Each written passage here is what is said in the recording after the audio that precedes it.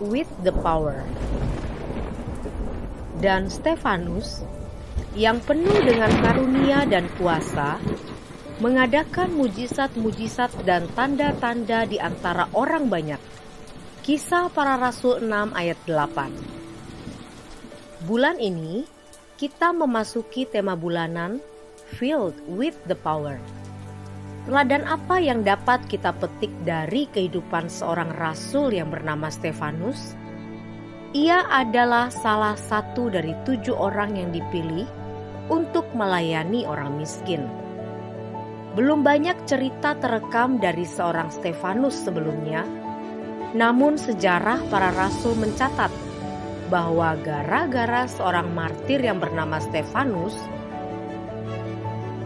membawa seorang Saulus mengalami perjumpaan dengan Yesus.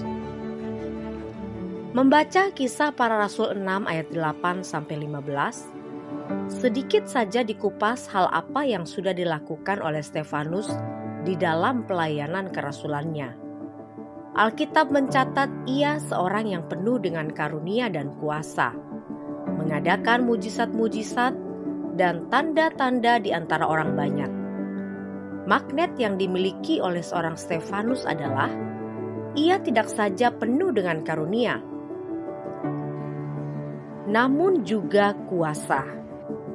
Kata kuasa di sini adalah dunamis, yang berarti kekuatan atau kemampuan. Tidak heran ketika ia diajak bersoal jawab, tidak ada seorang pun yang dapat melawan hikmatnya. Inilah pemicu mengapa Stefanus sampai akhirnya menjadi seorang martir.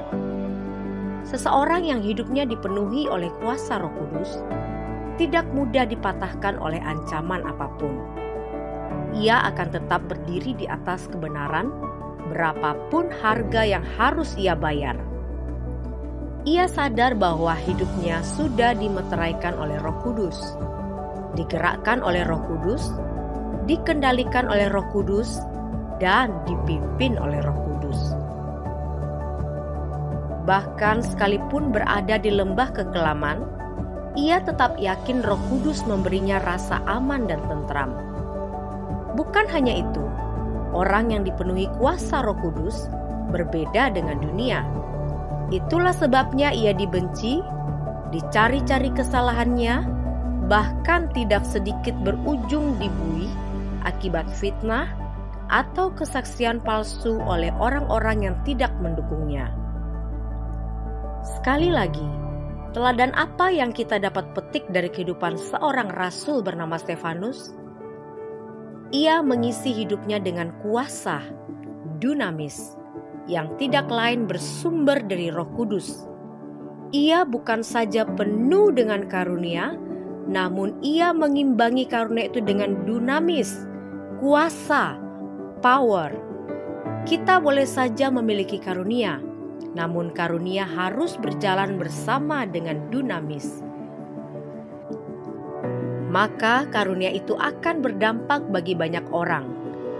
Miliki hubungan yang intim dengan Tuhan. Bangun manusia roh kita setiap hari, berjalanlah dalam pimpinan Roh Kudus. Warga kerajaan Allah yang bertanggung jawab dengan karunia yang dipercayakan padanya akan mengisi hidupnya dengan kuasa yang bersumber dari Roh Kudus.